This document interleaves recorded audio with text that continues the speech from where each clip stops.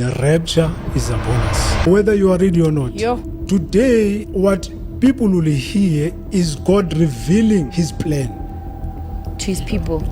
to the people of the world. Yeah. God took me to see the future and then he brought me back. Brought you back. And then in heaven, in a throne room, I see Jesus sitting on his throne. And I could hear him very loud and clear. I am coming soon. And to the people who are listening, please pay attention to what I'm going to say. He says to me, on the 23rd and the 24th, 2025, I will come to take my church. There's a date. There is a date. Are there other people who have also said the same thing to confirm what you have said? Guys, I'm saying goodbye to my car. I've had it for 5 years. They're taking it. No, this is my baby, man. This has been my baby for years. 5 years. But she's gonna go. I won't need her. Beyond September, because I'm going home. To where my Father in heaven is. She's a nice car, isn't she? I kept that baby clean. Some scratches around it, but for the most part, she's nice. But she's mine no more. Someone else is gonna get her. I'm catching a flight to heaven in September anyway. I won't need the car. Roar! Roar! Shalom. I would like to give all honor, glory, and praises to Yahweh, Bahashim, Yahweh Shai, Bahashim, Rakak Radash. I would like to give double honors to the apostles and the elders of Great Millstone. Salutations to all you sincere Akim, pushing this word across the four corners of the world.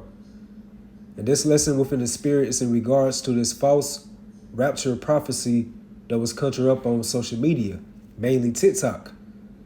And this so-called event supposed to transpire on September the 23rd to September the 24th of 2025. And now it has sparked a lot of global controversy and debate, also on social media. And this so-called rapture event is defined as the transporting of so-called Christian believers to heaven at the second coming, who the world ignorantly calls Jesus Christ, and where his true Hebrew name is Yahweh Shai. Then to go further within the deep hole, these so-called Christians believe into the tribulation period, where there's a 7-year period of suffering and judgment upon the earth that precedes the Messiah's second return in his millennial reign.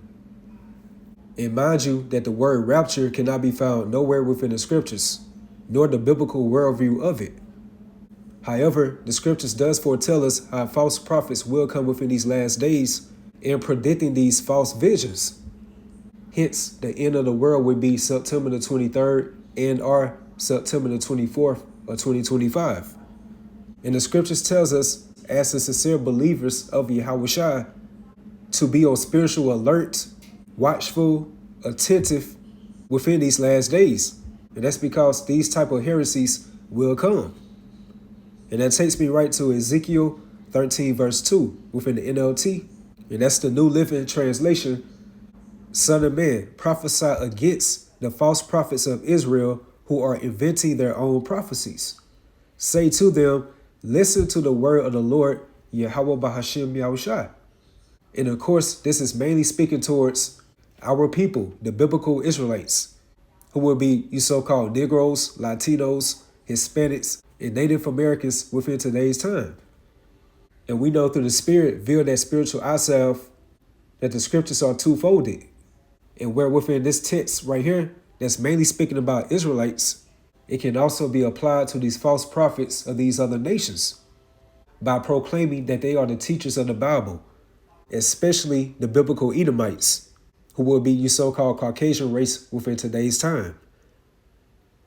So again, Son of man, prophesy against the false prophets of Israel who are inventing their own prophecies. Say to them, listen to the word of Yahweh Bahashim Yahweh Shai. This is what the sovereign Lord says. What sorrow awaits the false prophets who are following their own imaginations and have seen nothing at all. Yeah, like this false rapture prophecy.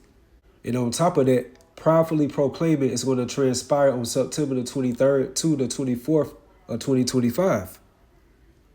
So again, what sorrow awaits the false prophets who are following their own imaginations and have seen nothing at all. Verse 4, O people of Israel, these prophets of yours are like jackals digging in the ruins. And that jackal personality or mentality can be characterized by being deceitful, manipulative, or cunning, or having self-serving behaviors all for personal gain. In other words, you would do anything for their filthy lucre. Verse 5, they have done nothing to repair the breaks in the walls around the nation. They have not helped it to stand firm in battle on the day of the Lord, Yahweh Bahashem, Yahweh Shai.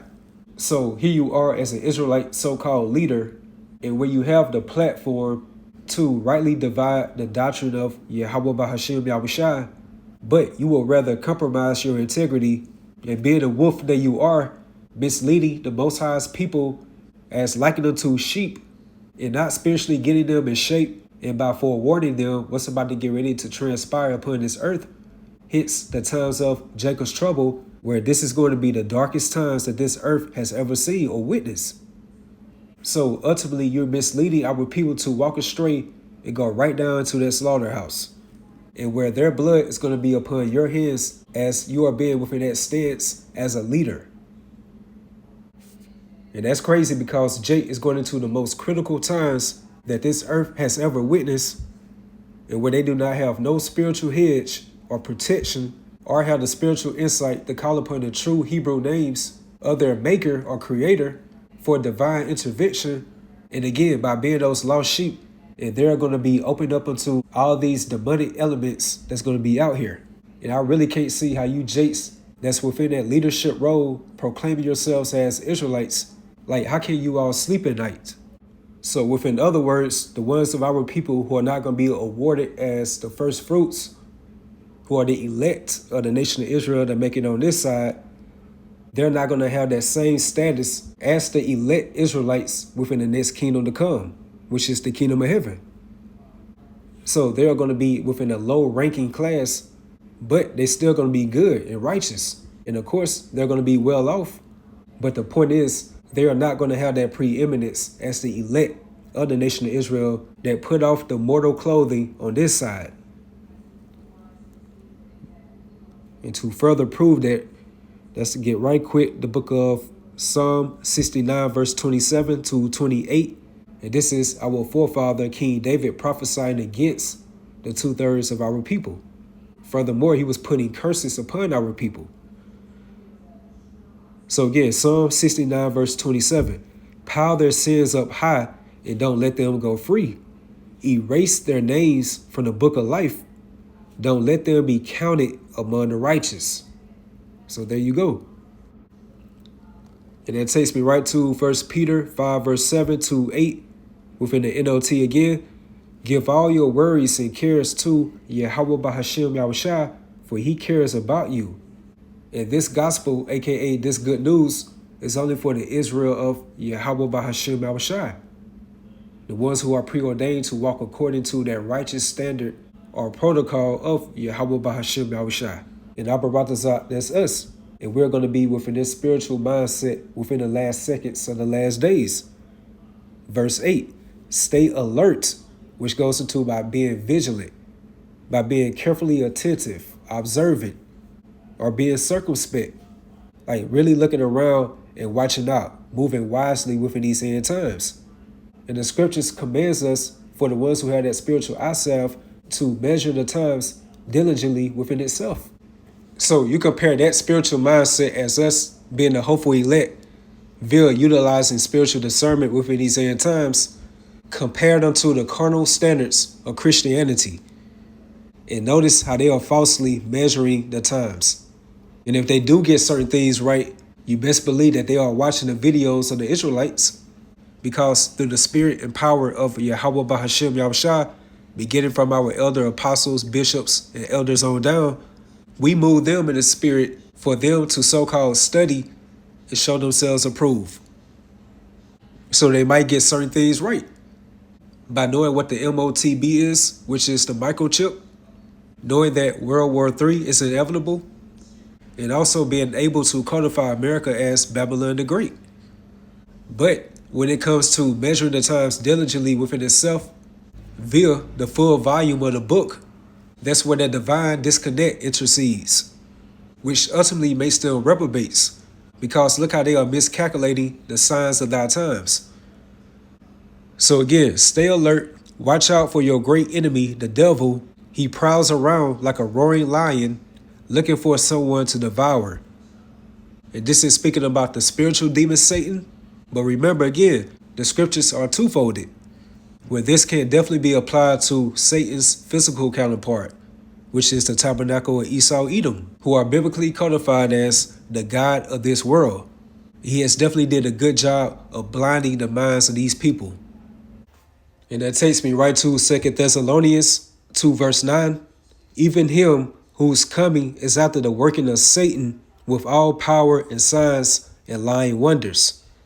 And this is the revelation of Esau Edom, which makes total sense when you read Genesis, the 3rd chapter, and the 1st verse, how it goes into how the serpent was more subtle than any beast of the field, which means that he was very cunning, crafty, dishonest, and very artful in deception. And how you know through the spirit how this fits the tabernacle of Esau Edom, again, the so-called Caucasian race within today's time, because once you go into this word working, it goes into the Greek word energeia, and that's where you get the word energy from, which goes into operation or working. What group or race of people that will operate as the spiritual demon Satan on this planet Earth right now?